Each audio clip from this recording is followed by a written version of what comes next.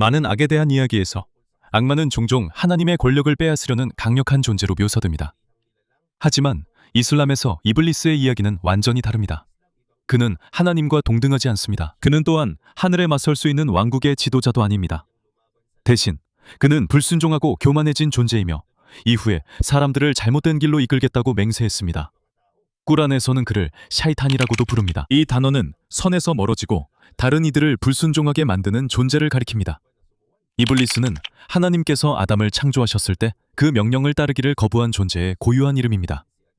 이슬람의 관점에서 분명히 해야 할 중요한 점도 있습니다. 이블리스가 모든 악의 근원은 아닙니다. 그는 유혹하고 속이고 나쁜 생각을 줄 수는 있지만 사람을 강제로 시키지는 못하며 각 사람은 자신의 행동에 대해 여전히 책임이 있습니다. 이블리스의 주요 방법은 노골적인 공격이 아닙니다.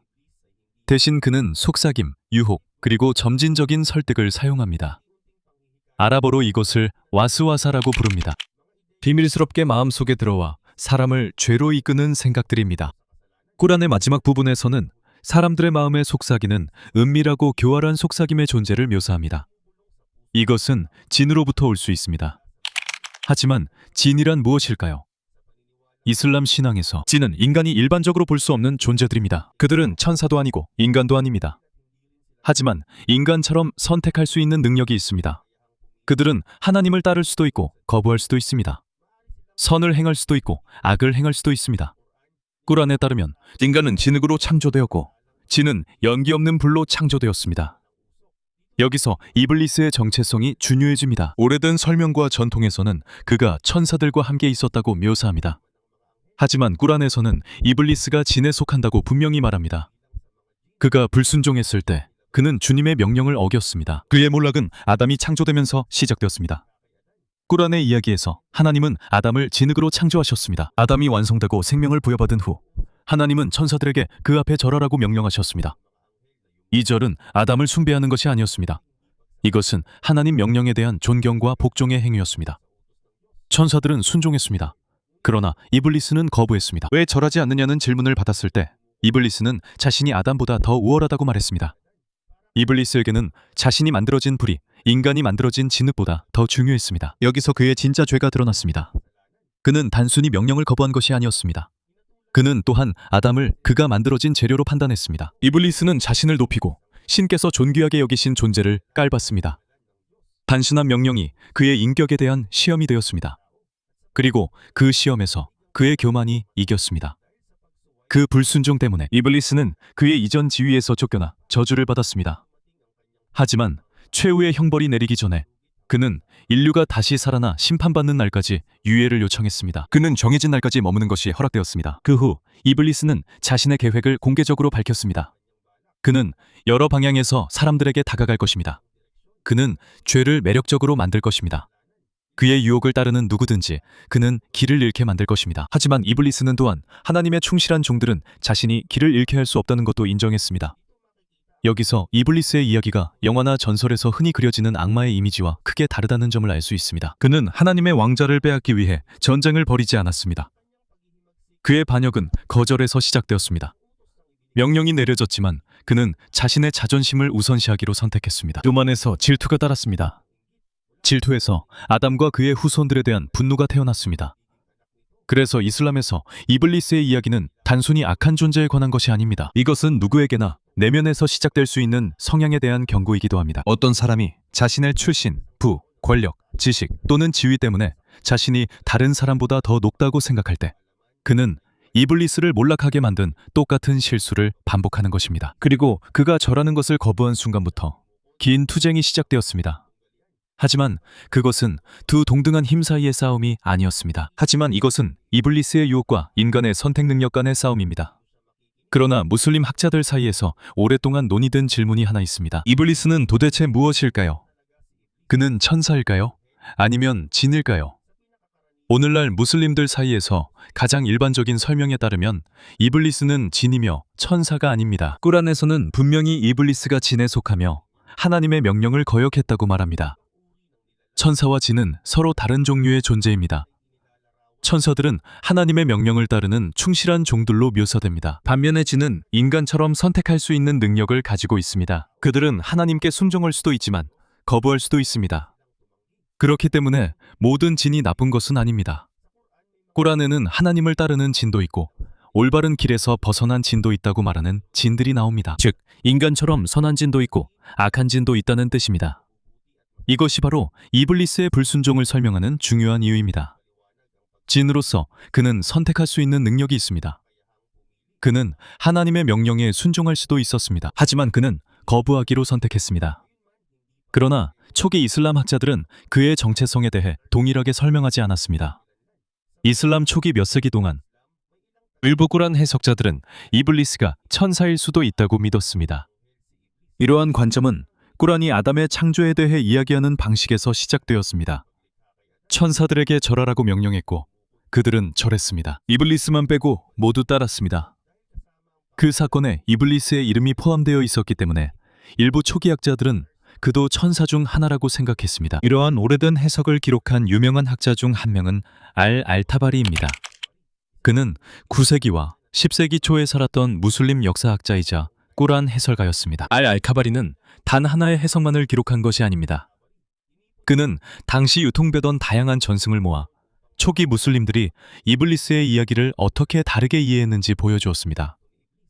그가 기록한 전통 중 일부에 따르면 아담 창조 전에도 이 세상에 진들이 살고 있었다고 합니다. 그들 사이에 혼란과 폭력이 일어났다고 전해집니다. 그래서 하늘에서 군대가 파견되어 그들을 막았다고 합니다. 어떤 이야기에서는 이블리스도 그 군대에 포함되어 있었다고 하고 다른 버전에서는 그가 전투를 이끈 지도자 중 한 명이었다고도 합니다. 그의 성공과 높은 지위 때문에 이블리스는 자신을 대단하게 여기게 되었고 자신이 다른 존재들보다 더 우월하다고 생각하게 되었습니다. 그래서 아담이 창조되고 그 앞에 절하라는 명령이 내려졌을 때 이블리스는 진흙으로 만들어진 존재에게 경의를 표하는 것을 받아들일 수 없었습니다. 이전에 있었던 진들과의 전쟁 이야기가 꾸란 전체에 자세히 언급되지는 않는다는 점을 기억해야 합니다. 이것은 오래된 전통과 해설의 일부로 몇몇 학자들이 진에 대한 세부 사항을 보충하기 위해 사용한 것입니다. 이는 주요 이야기에서 길게 설명되지 않은 세부 사항입니다. 일부 사람들은 이 이야기를 이블리스가 아담에 대한 명령이 내려졌을 때 왜 천사들과 함께 있었는지 설명하는 데 사용하기도 했습니다. 당시 그의 지위가 높았고 천사들과 함께 있을 수 있도록 허락받았을 수도 있습니다. 오래된 전통 중에는 이블리스가 불순종하기 전 이름이 아자질이었다고 말하는 것도 있습니다. 하지만 꾸란에서는 그에게 아자질이라는 이름을 사용하지 않습니다. 이 이름은 이후의 몇몇 이야기에서만 볼 수 있습니다. 주석서와 신비주의 저작에서만 등장합니다. 그래서 꾸란에서 분명하게 사용되는 이블리스라는 이름만큼 중요하지는 않습니다. 논쟁의 주된 이유는 한 구절에서 천사들에게 아담에게 절하라고 명령했고 모두가 절했지만 이블리스만이 절하지 않았다고 말하기 때문입니다. 하지만 같은 구절에서 이블리스가 진에 속한다고도 분명히 말하고 있습니다. 오늘날 대부분의 해설자들에게는 여기서 진정한 모순이 없다고 봅니다. 이블리스가 천사들 사이에 있었고 그로 인해 혼란이 생긴 것일 수 있습니다. 명령을 받았다고 해서 그가 천사는 아닙니다. 예를 들어 교장 선생님이 교실에 들어와 학생들과 교사 모두에게 일어서 라고 명령하는 상황을 생각해 보세요. 학생들은 명령에 따랐지만 교사는 거부했습니다. 우리가 교사를 제외한 학생들이 일어섰다고 말할 때 그것이 교사도 학생이라는 뜻은 아닙니다. 그는 단지 교실에 있었고 명령의 대상이었을 뿐입니다. 이런 설명에서 이블리스는 천사들과 함께 아담이 창조되는 자리에 있었습니다. 그의 지위는 높았고 그 사건의 일부였습니다. 하지만 그는 여전히 진이었습니다. 일부 초기 학자들은 다른 설명을 내놓기도 했습니다. 그들에게는 그때는 진이 더 넓게 쓰였을 수 있습니다. 이 단어는 오늘날 일반적으로 묘사되는 진뿐만 아니라 어떤 종류의 천상 존재를 가리키는데 사용되었을 가능성이 있습니다.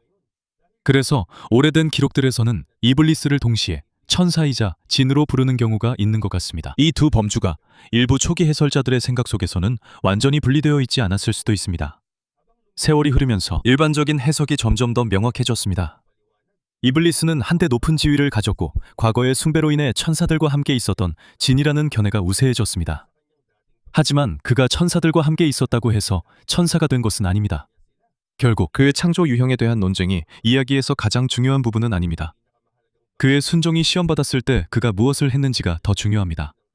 이블리스는 선택할 수 없는 존재로 창조된 것이 아닙니다. 그는 순종할 기회를 가졌습니다. 하지만 그는 자신의 생각을 우선시하고 하나님의 명령을 거부하기로 선택했습니다. 이것은 높은 지위와 오랜 숭배의 역사를 가진 존재라도 교만이 우세하도록 내버려두면 넘어질 수 있음을 보여줍니다.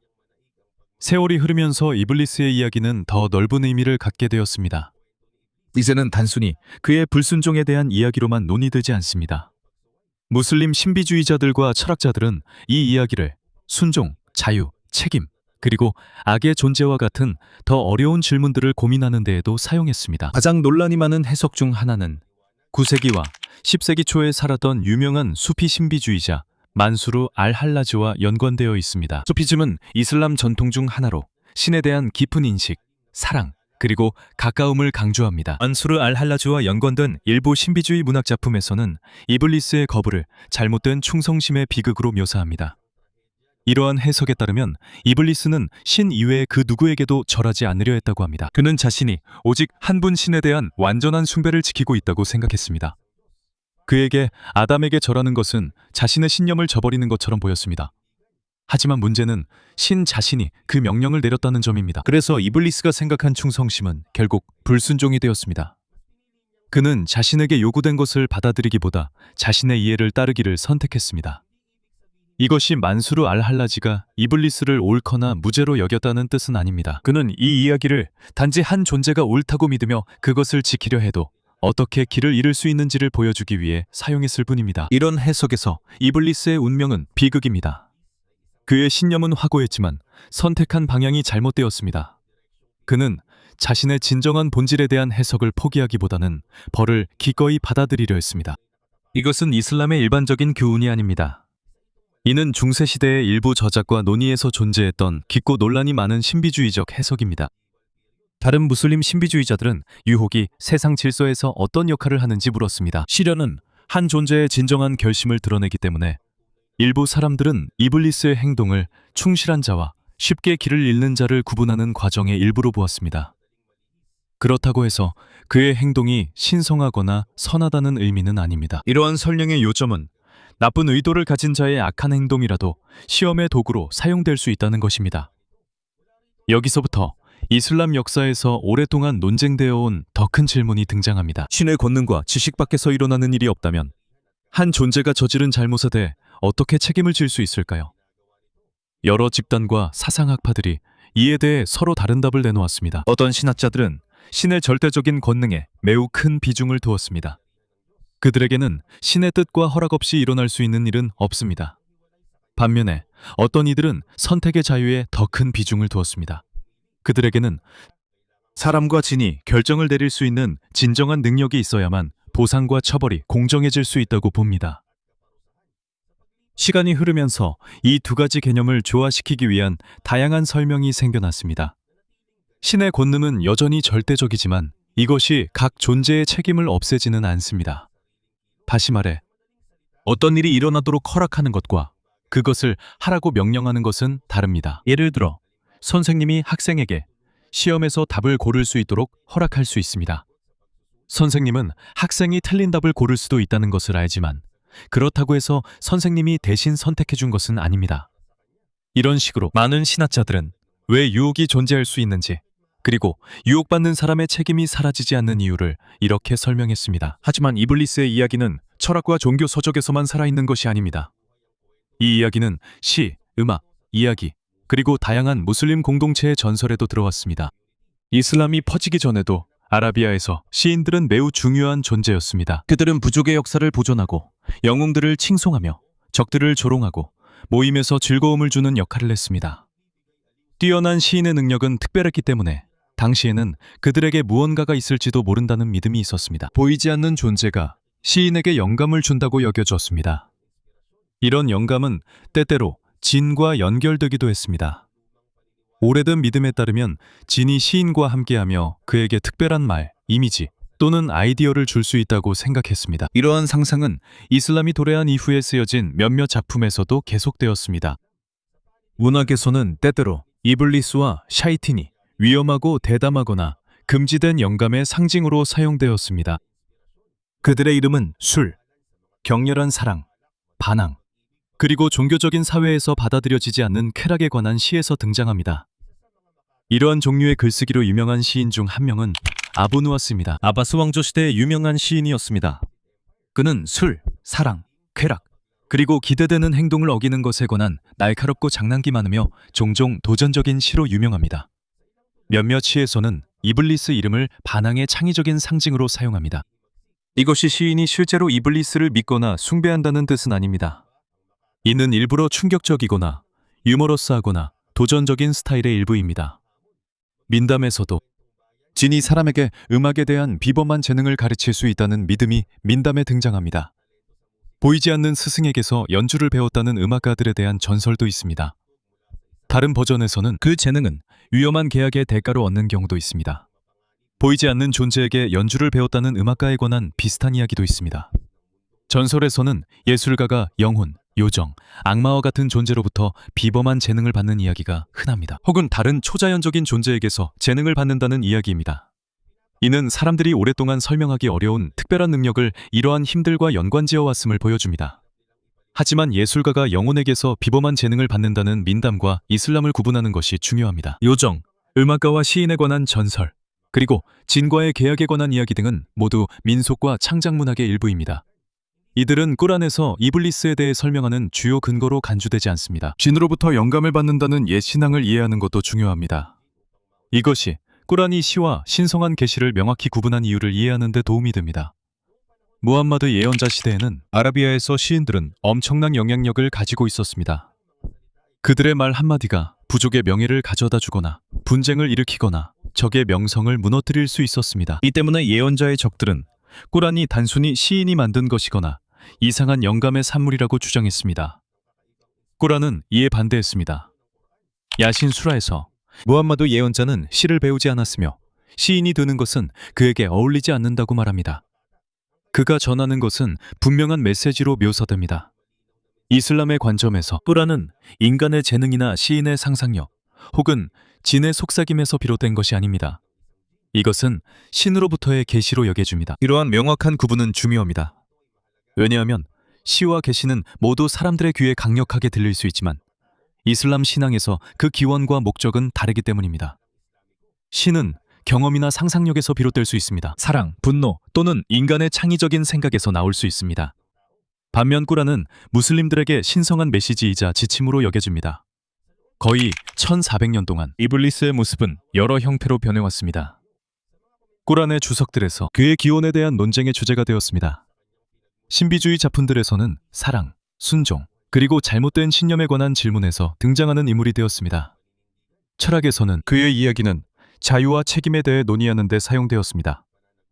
시와 전설에서는 반항, 유혹, 그리고 위험한 영감의 상징이 되었습니다. 이러한 해석들이 모두 동등한 위치에 있는 것은 아닙니다. 일부는 이슬람의 주요 교리의 일부가 되었습니다. 다른 일부는 신비주의자들과 시인들의 글에만 남아 있습니다. 철학자와 이야기꾼들의 글에도 남아 있습니다. 하지만 다양한 해석의 북은 사람들이 이블리스의 이야기에 단순히 두려움만을 느낀 것이 아님을 보여줍니다. 사람들은 이 이야기를 인간의 마음, 신념, 그리고 행동의 어려운 부분을 탐구하는 데에도 사용했습니다. 옳다고 믿었던 신념이 어떻게 잘못될 수 있을까요? 자신의 신념에 충실한 것이 언제 고집이 되는 걸까요? 그리고 한 사람이 자신의 행동이 진정한 순종인지 아니면 단지 자신의 욕망을 옹호하는 것인지 어떻게 알 수 있을까요? 여기서 이블리스의 이야기가 여전히 중요하게 남아 있습니다. 이 이야기가 모든 악에 대한 질문에 간단한 답을 주기 때문이 아니라 어떤 신념도 더 이상 검토하거나 바로잡거나 도전할 수 없을 때 위험해질 수 있음을 보여주기 때문입니다. 결국 가장 심각한 실수는 믿음이 없어서가 아니라 자신의 생각이 결코 틀릴 수 없다고 지나치게 믿는 데서 시작될 수 있습니다.